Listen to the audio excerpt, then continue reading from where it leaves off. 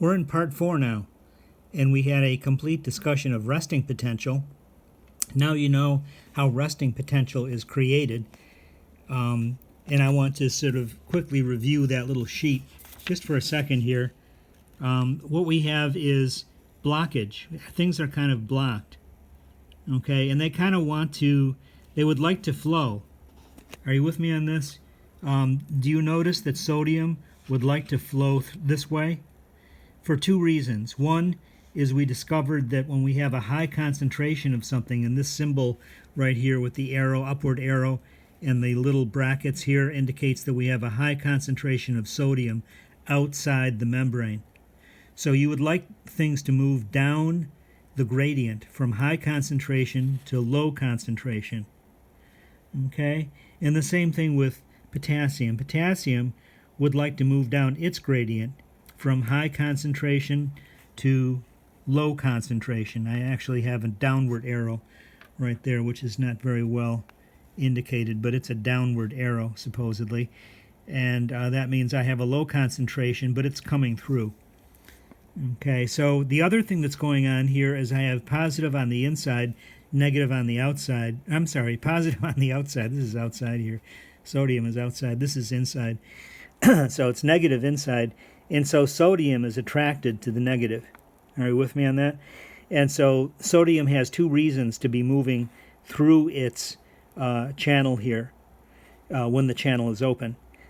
Okay, so when the channel is open, you're going to want to A, move down the gradient, and B, you're going to want to move from positive toward negative. So the positive charged ion will be attracted to the negatively charged ion. So it's actually going to move in kind of a hurry, if you know what I mean, because there's two forces acting on it.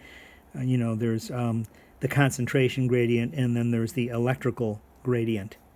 Okay, concentration gradient, high concentration to low, electrical gradient, positive attracted to negative. Okay, just the way you like that. Potassium is not so anxious to move into the positive charge areas because it's positive itself. So it's moving more slowly. So this is fast. This is kind of slow, kind of a shuffle. Okay, and so now we have this going on here. We have depolarization. Now this is what happens when we get, maybe we're walking down the street and we see something that we want, because we're walking down a street of desire. You know what I mean? Like sort of Solano Street or Piedmont or someplace that has storefronts and has nice stuff inside that you might like. Okay, it could be anything from food to clothing. And you look in there and, whoa, look at that. Very attractive. And so you're sort of drawn toward it. But you're on your way someplace and you're able to resist the temptation to go to the store. And so you never get to this thing called threshold. Okay, so that's what 50 is here. 50 represents threshold. If you cross threshold and you go across, I can just guarantee you that this particular system is very addictive in a certain sense. It's going to have an action potential once it crosses threshold. It's going to have a really exciting time. So this is just sort of a slight depolarization. It indicates here that we're moving toward an action potential, right? It's a positive thing. Okay, so I need you to be aware of that, and we're going to be considering the positive thing excitatory. Okay, that's excitatory. You might be walking down the street, look into the window, and see something that you actually don't care for. Personally, when I walk by certain bars and I just smell the alcohol on the inside and just sort of like the nature of the emotions on the inside, I'm repelled by it a little bit. And there may be other things that you are repelled by in the environment. Right? You might actually walk past a tree with a beehive, and you go, whoa, I think I want to not walk so close to that. Right? So there are things that are hyperpolarizing. This is hyperpolarizing, which is to say inhibitory, and this is depolarizing, which is excitatory. And I need you to associate the idea of excitation with depolarization. Okay, and then I want you to consider getting more polarized, hyperpolarized, as I need you to associate that with a kind of inhibition. And we're going to be talking about these things. And this is going to be called an EPSP, which is excitatory postsynaptic potential. Okay, now this is assuming that we're at a synapse and I'm causing the membrane on the other side of the synapse to become a little excited. And then over here I'm assuming that I'm getting the other membrane on the far side of the synapse to be not so excited.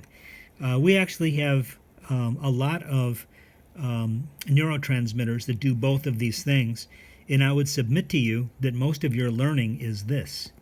If you want to learn how to do one thing well, you're going to have to learn how to negate an awful lot of stuff all the way around that one thing in order to hit the bullseye.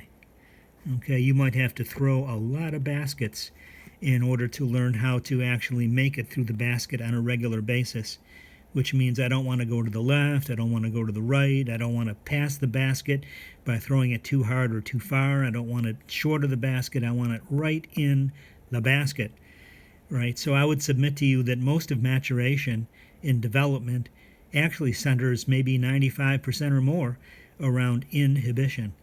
Okay, don't do it that way, do it this way. There's that kind of thing going on. So we have also what's called graded potentials.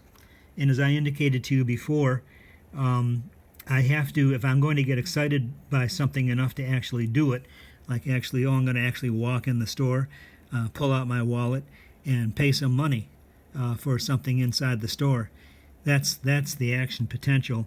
And so you have graded potentials which sort of get you to the threshold of doing something or moving you away from the threshold.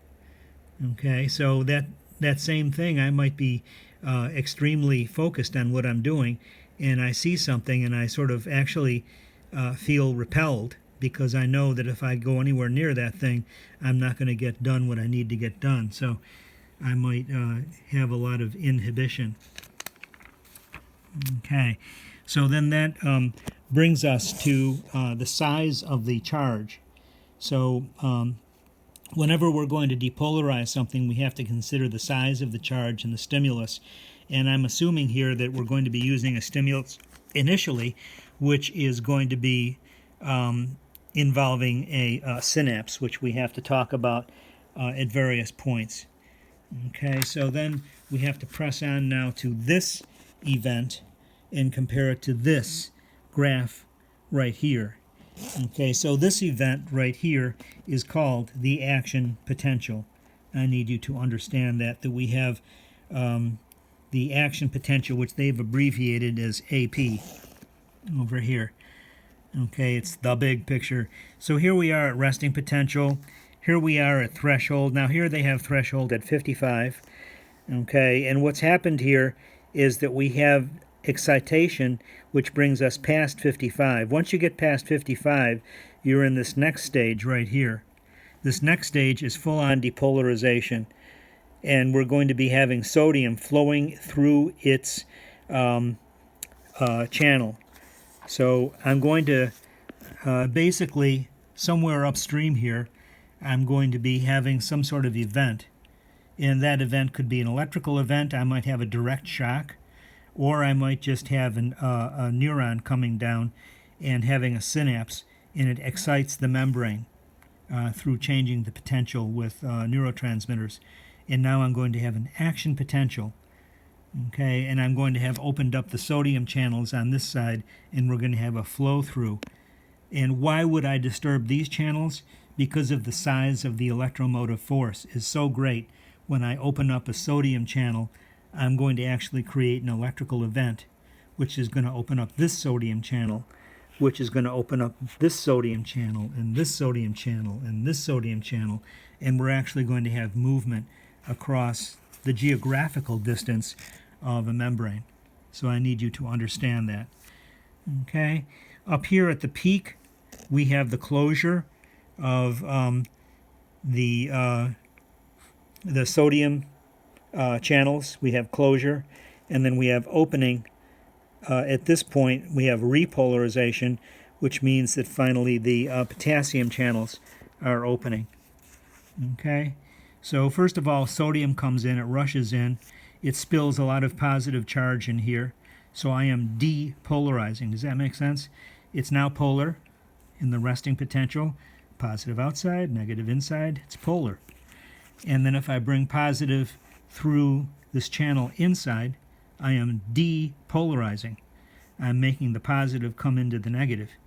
I can repolarize quickly by having the potassium channel have positive flow back out again.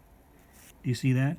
And once it's flowed back out, I have repolarization. Okay, we'll pick that up in our next episode.